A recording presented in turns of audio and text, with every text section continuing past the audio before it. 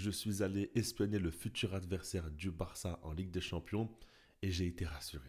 Je viens vous emmener de très bonnes nouvelles parce que là, ils se sont fait taper assez violemment par leur ennemi juré l'AC Milan en demi-finale de Coupe d'Italie sous score de 3 buts à 0. Alors, je ne vais pas encore rentrer beaucoup dans les détails parce que je prépare une grosse vidéo avant match, mais on va commencer petit à petit à en parler et on va voir ici par exemple ce qui n'a pas été pour eux. Mais déjà pour commencer, j'aimerais parler de l'implication de l'Inter Milan dans ce match-là. Je ne sais pas si ils jouent cette compétition à fond. Pourquoi? Parce que quand on regarde ici dans un premier temps au niveau de la compo, Simone Inzaghi a fait 4 changements importants. Il y a 4 joueurs importants de l'Inter Milan qui n'ont pas commencé le match. Je fais référence à Yann Sommer, à Benjamin Pavard, à Acerbi et aussi à Akan. Donc, c'est des joueurs clés qui n'ont pas joué ce match-là alors que c'est une demi-finale de Coupe d'Italie, retour face à l'AC Milan. Le match aller s'était terminé sur le score de 1 but partout. Donc là, il fallait faire la différence. Là, il fallait se qualifier en finale. On sait que l'Inter jouait le triplé encore parce qu'ils étaient en lice en Coupe d'Italie, donc évidemment. En championnat où ils sont encore premiers à égalité avec le Napoli.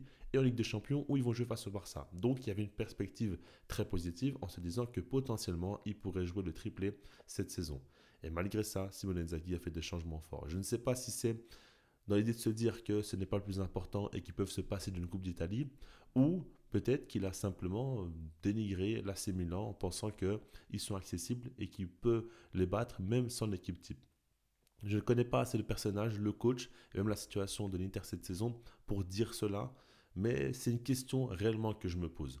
Maintenant, ce qui est sûr, c'est que dans le match, j'ai vu beaucoup de choses assez surprenantes. Dans un premier temps, l'intensité du match a été très faible. On a vu un rythme très lent et on a vu que dès que l'AC Milan a accéléré, l'Inter a été en difficulté.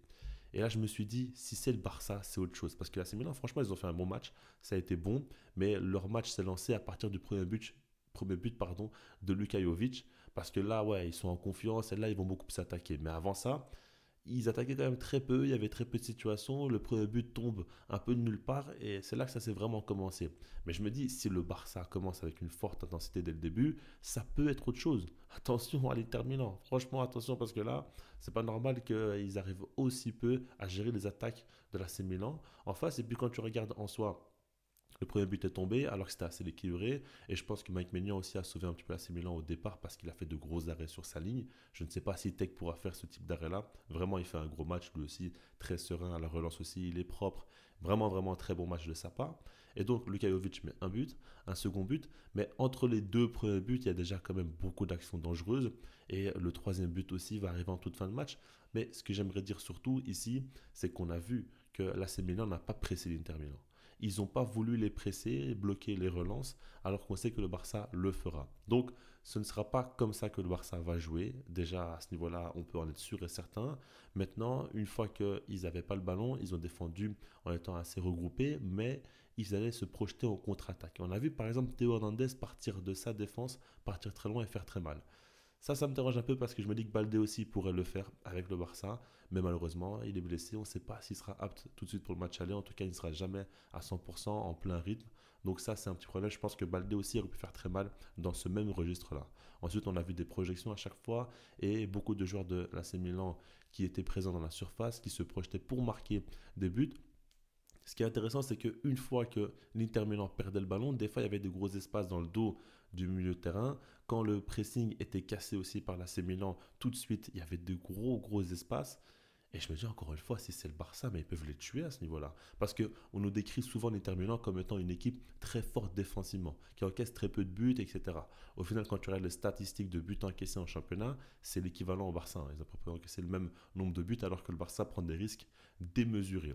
Et puis ce que j'aimerais dire, et ce que j'ai déjà dit sur Twitter aussi, c'est que l'Inter Milan est une équipe qui joue un football très vertical. On l'a vu dans ce match-là encore une fois. Dès qu'il y avait moyen, ils jouaient un football très vertical, très direct. Ils exploitaient tous les espaces possibles et c'est un jeu très offensif, ils prennent des risques. Et on l'a vu, dans le dos, il y a eu des espaces constamment qui étaient présents et accessibles pour l'AC Milan.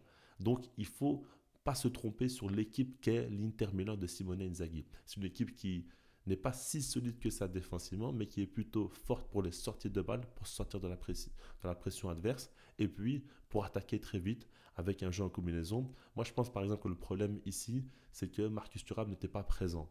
Et ça a posé beaucoup de problèmes parce qu'on a vu que son remplaçant a été en grande difficulté. Honnêtement, il n'a rien apporté, beaucoup trop de déchets techniques. Offensivement, ça a été le néant. Lautaro Martinez était seul face à lui-même. Di Marco n'a pas non plus fait un bon match. Donc au final, il était très esselé. Barella était plutôt bon à quelques moments, mais ça a été encore trop faible. Et puis il a été fautif sur le deuxième but encaissé parce que suite à un corner, il fait une grosse erreur individuelle. Mais moi, ce qui me surprend ici, c'est aussi la réaction qui n'a pas existé du côté de l'Inter Milan. Et c'est là où je vais en revenir à ce que je disais au début. Quelle est véritablement l'importance de cette compétition pour ces joueurs-là? Parce qu'à aucun moment, j'ai eu l'impression qu'ils voulaient retourner la situation et remonter le score, alors qu'en soi, il y avait au départ un seul but d'avance au bout d'un certain temps dans le match, et puis un second but, c'était faisable. À la fin, oui, c'est un troisième but qui tombe assez tard, donc là c'est fini, mais avant ça, il y avait moyen de revenir dans le match. Mais à aucun moment, ils ont mis plus d'intensité, ils jouaient plus haut sur le terrain, décidé vraiment de mettre le pied sur le ballon définitivement. Non, à chaque fois, l'AC Milan aussi jouait constamment en contre-attaque avec de grands espaces et faisait toujours très très mal.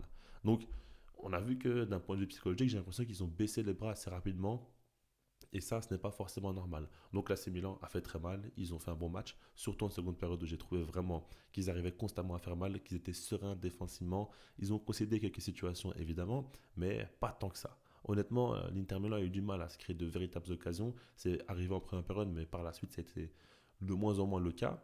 Donc quand je regarde tout ça, je me dis que comme je vous l'ai dit, on décrit l'Inter Milan comme une équipe très forte défensivement, mais au final, ils sont accessibles, ils sont prenables. Mentalement, ils peuvent flancher. Et par exemple, quand on regarde ici, ils ont encaissé le premier but, ils se sont un peu plus mis à attaquer, jouer plus haut sur le terrain, pas énormément, mais un peu plus, et tout de suite, ils l'ont payé cash en contre-attaque. Et c'est une équipe qui est plus à l'aise lorsqu'elle reste dans son camp, lorsqu'elle fait des sorties de balles en partant de son propre but, pour ensuite attaquer les espaces, en fait, attirer l'équipe adverse et prendre la profondeur. Encore une fois, le Barça fera ça, le Barça va presser. Donc, je pense que pour eux, le style de jeu du Barça leur correspond mieux. On va y revenir plus tard dans la vidéo avant-match, évidemment, mais il faut faire attention, ça sera quand même différent de ce match-là.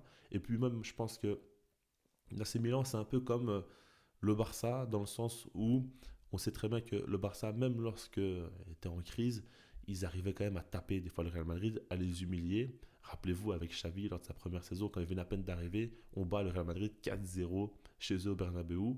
L'AC Milan, c'est un peu comme ça. Même s'ils sont en crise, même s'ils sont 9e au championnat, même si tout se passe très mal pour eux cette saison, ah ben, ils arrivent quand même à taper deux fois l'Inter Milan parce qu'ils avaient déjà gagné la Super Coupe d'Italie. Là maintenant, ils vont éliminer l'Inter Milan en demi-finale de Coupe d'Italie, alors que l'Inter fait partie des meilleures équipes en Europe cette saison.